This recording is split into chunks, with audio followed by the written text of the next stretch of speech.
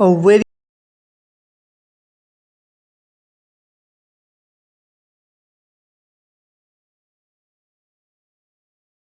our business studies of class 12th, that is book second, chapter number 9 in front of you, financial management.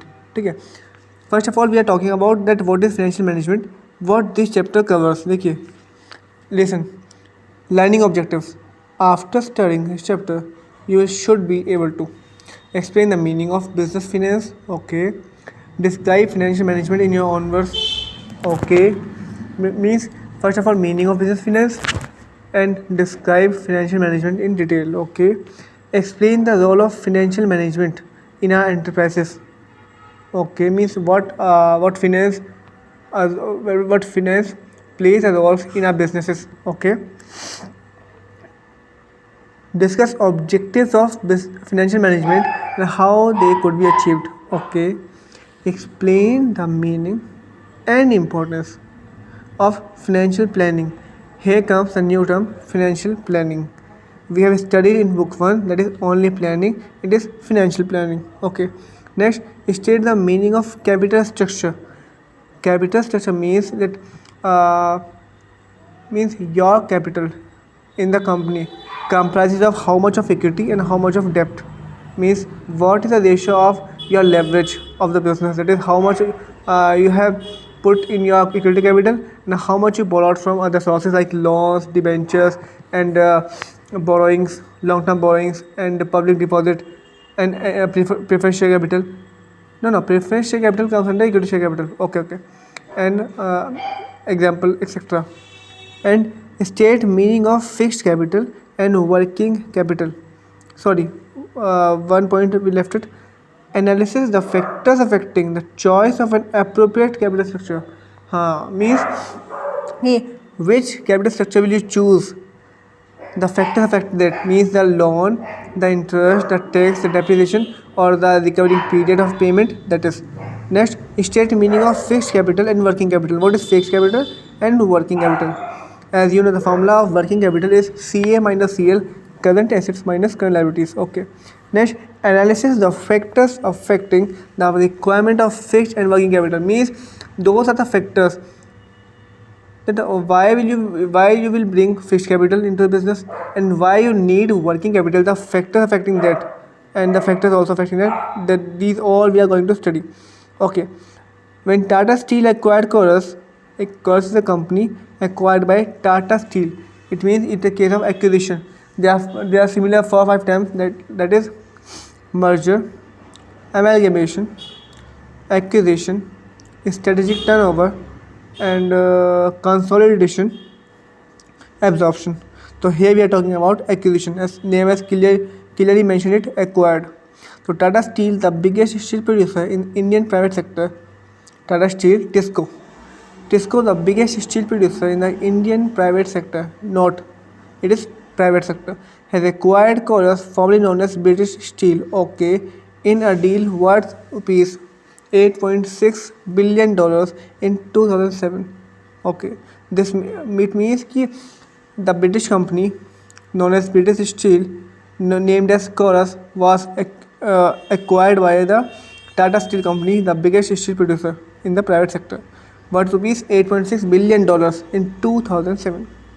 This makes Tata Steel the 5th largest steel producer in the world. Notice, not in the India, but not in the world. A financial decision of this magnitude has significant implicitness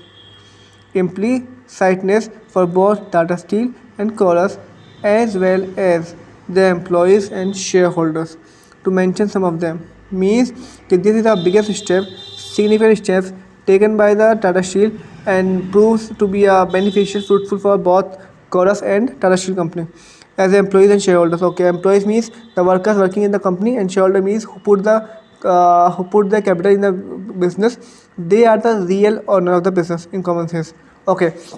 Next, who are the real owners? Shareholders. Shareholder appoints board of directors to smooth running of the company, because they did not have time. They only have capital, so they put in. They like the producer. And who will direct the company, who will run the company, who will manage the company? That is board of directors. And board of directors appoints managers, managers, general manager, supervisors, etc. employees. ठीक है, okay. Next, Tata Steel age depth of, and these are the lines of means ki what Tata Steel have taken steps. We are talking about introduction. In the above case, these decisions require careful financial planning. It is saying that in the above case, this requires a very clear, very magnificent, and a very smooth financial planning for the company to be go ahead. ठीक है, means कि the main role of NCERT is to give a story, to give an example in the beginning, and then relate this example to our chorus, means to our chapter topic. Okay. So here we are illustrating, we are observing, means we are elaborating the above example. In the above case, these decisions require careful financial planning and understanding of the resultant capital structure and the riskiness and profitability of the enterprise. Okay, all these have a bearing on shareholders as well as employees. Here we are talking about कि this is a, first of all, this is a very careful financial planning decision, and this is also risky and profitable. All these have bearing on shareholder, employees. Okay, let's move to our main topic, financial management. All finance comes at first cost. All finance comes at first some cost.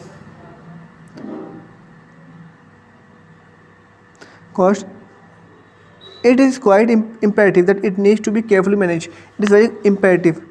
We will see the meaning of exact imperative, but here we are guessing the meaning is quite crucial.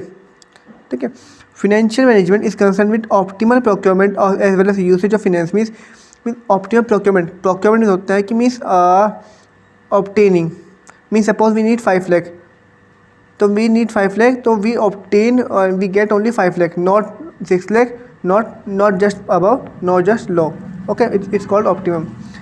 As well as usage of finance, means after 5 lakh we are using it in the right direction. Okay, for optimal procurement, different available sources of finance are identified, or for getting a loan we have to identify different sources and compare in terms of cost, what the cost will be, what the risk associated with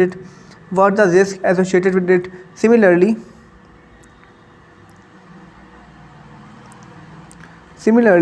the finance so procured needs to be invested in the manner that the return from the investment exceed the cost at which procurement has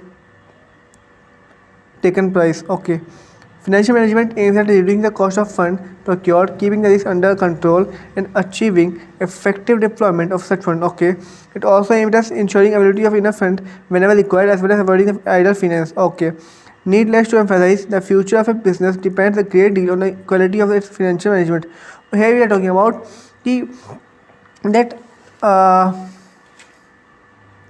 the future depends on the quality, how we manage, the quality of managing of the financial management. First of all, it also aims at ensuring availability of enough fund, that if we have enough fund, we should have enough fund in the future when we need it, in the case of contingency, in the case of emergency, urgency, so that we can easily tackle the situation what will come next, whether it was man-made or whether it was systematic or whether it was unsystematic.